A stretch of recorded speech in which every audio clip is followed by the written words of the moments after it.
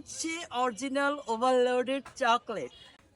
এই জাকির ভাই, হ্যাঁ ভাই, আপনি যে এই যে এইটা গ্লাস কেকটা বিক্রি করতেছেন বাটার স্কচ, এইটার মধ্যে আপনি তো বলছেন আপনার সব আইটেম হচ্ছে সুগারের পরিমাণ কম থাকে, বাচ্চারা খেতে পারে একদম ইজিলি। ব্যালেন্স, একদম balance। কিন্তু একজন কেক বিক্রেতা বলতেছে আপনি এত পরিমাণ সুগার ব্যবহার করেন যে মিষ্টির কারণে খাওয়া যায় না।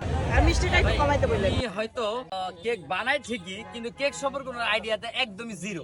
আচ্ছা। মানে একদম জিরো, মাথার মধ্যে আমার মনে হয় কিছু নাই।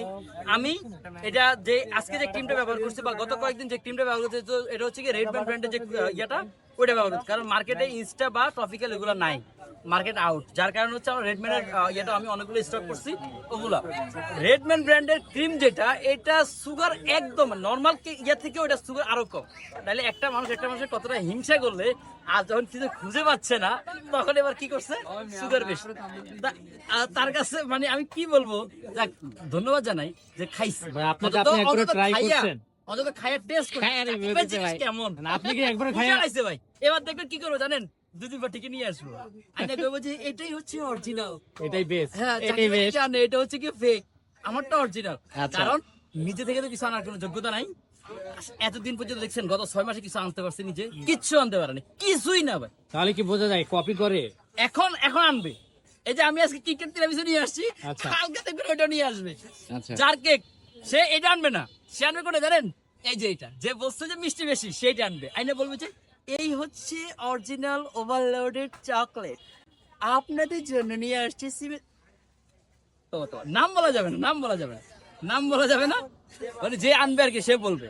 তো এসব ঢং না কইরা নিজের যোগ্যতা কিছু আনেন, পাবলিক ওইটাই পছন্দ করে। আচ্ছা, 100 টাকার ভিতরে অনেকে যে বলতেছে যে আপনি ওভারলোডেড বলে ওভারলোডেড চকলেট দেন না, এই জিনিসটার মধ্যে আসলেই কি 100 টাকার যদি চকলেটই দিতে যান, মানে চকলেট শুধুমাত্র চকলেট দিতে যান, এই জারটা ভরতে মিনিমাম 3 থেকে 400 টাকার চকলেট লাগবে। সত্য কথা বলতে কি, এগুলো তো হচ্ছে আমরা যে স্পঞ্জটা ব্যবহার করি, এই স্পঞ্জটা যে ক্রিম দিয়ে উঠাই, এটার মধ্যে আমরা হচ্ছে কি কোকো পাউডার ব্যবহার করি। কোকো পাউডার কিন্তু ওয়ান কাইন্ড অফ চকলেট। হ্যাঁ, চকলেট। কোকো পাউডার তাও কোনটা, যারা বেকিং সেক্টরে কাজ করে আপনারা জানবেন, এটা হচ্ছে গিয়ে মালয়েশিয়ান কোকো পাউডার, যেটা অনেক এক্সপেন্সিভ, প্রায় 250 টাকা পার কেজি।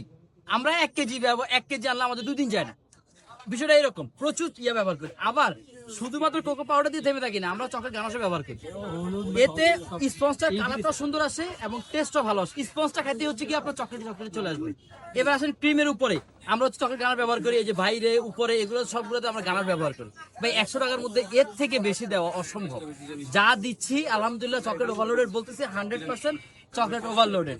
আর কালো ছায়ার মানে যারা নজর দিচ্ছে আমার জিনিসের উপরে, দয়া করে নজর দিয়েন না। একবার নজর দিয়া 1 সপ্তাহ হচ্ছে গিয়ে আটকা বন্ধ ছিল, যদি আবার নজর দেন তাইলে জানেন কয়দিন বন্ধ থাকে।